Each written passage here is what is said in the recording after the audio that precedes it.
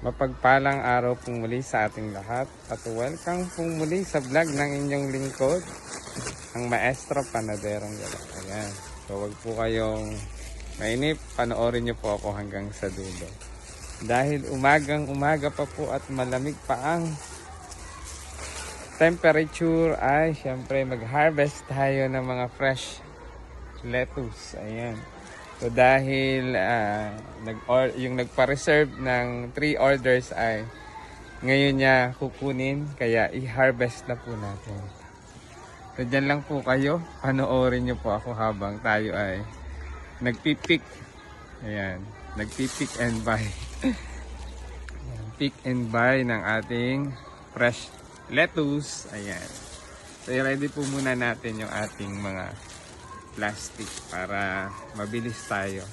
At dahil lagi din po siyang nag-a-avail ng aming pick and buy lettuce, yung kanyang 3 orders na 3 for 100 ay gagawin na rin din po natin 4. Ayan. So 1. Lagi po silang nag-order sa akin, kaya binibigyan po natin sila ng promo. Ayan. Promo natin. Naka-promo pa po yan. Ayan. Dahil lagi naman po silang nag-order at mga suki ng ating gulayan sa paaralan. Hindi lang po mga lettuce ang kanilang ino-order. Yung mga organic nating produce. Yan. Gagawin na po nating instead of 3. Ayan. Dahil taon-taon po, lagi po silang nag-order. Instead of 3, gawin natin siyang 4. Ayan, di ba? Ang promo natin. Ganyan po, basta once po kayo na nag-avail kayo sa inyong lingkod, sa aming gulayan sa paaralan ng Post Elementary School, ayan, ay, syempre, nagbibigay tayo ng promo. Lalo't higit kapag ayan, minsan ay hindi ko po tinatanggal dito sa cups at naibabalik nila yung cups na to. Ito po ay from NUPAP program ng VA Calabarzon. Shout out po sa inyo. So kinukuha ko po ito para magamit pong muli natin. Tulad po nito, ayan. So hindi ko po tinatanggal yan. Hindi ko pinuputol dito para stay fresh. Ayan, fresh. Stay fresh pa rin po siya buong maghapon.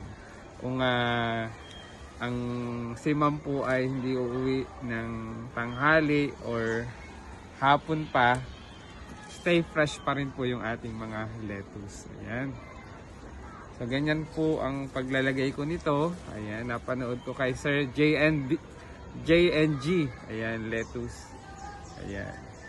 So dyan din po tayo kumukuha ng ilang tips pagdating natin sa lettuce. Ayan. Shout out po sa inyo. Salamat sa pag refer sa akin kung saan tayo mag-order ng seeds ng Almeti. Shout out po sa inyo. So congratulations po, patuloy pa rin po ang inyong napakagandang business. Ayan. So ito rin po, business ko rin po ito. O, business na aming gulayan sa paaralan. O saan pa?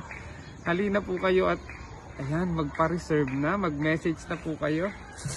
Ayan, ito po, ganito po yung paraan ng ating paglalagay niyan para hindi siya maputol sa mga. Ito po ang lulutong nito eh. Kaya ingatan natin. So kapag po napuputol, siyempre dapat hindi nagkakaroon ng damage yung ating produce. Ayan.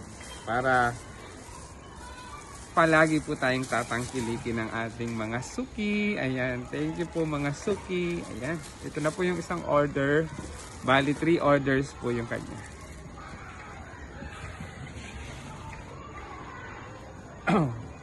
Ayan, sasabihin, ang galing naman ni Maestro Panaderong Gala dahil po sa mga pinapanood natin, paano natin ilalagay. Kasi po, ayan, ang lulutong ng dahon nito.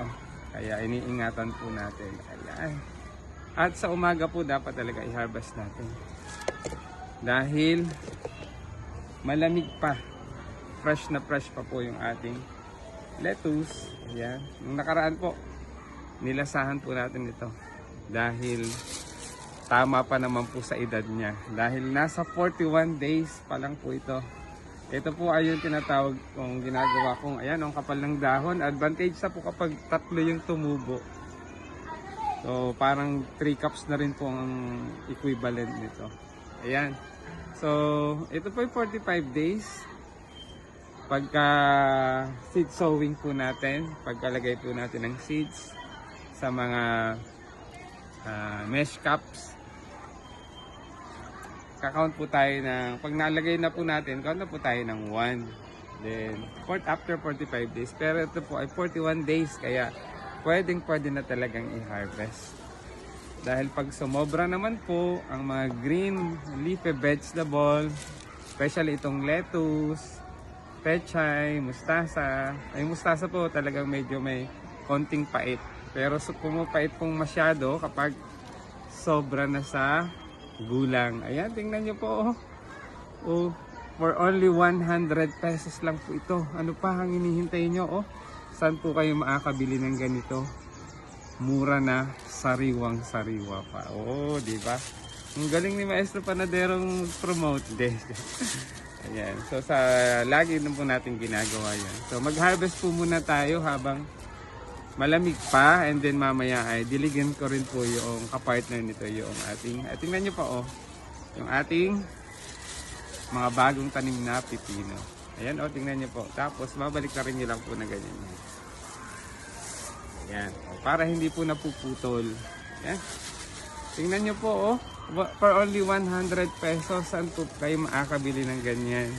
Dito lang sa aming gulayan sa paaralan ng Post Elementary School located at Camp Vicente Lim, Mayapa, Calamba City. Ayan. Thank you Lord for all the blessings.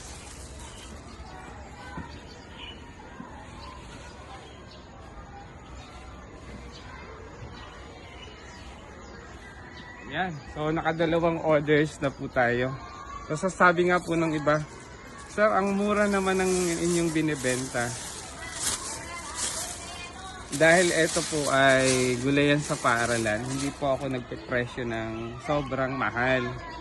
Siyempre po para tayo ay tangkilikin ng ating mga suki.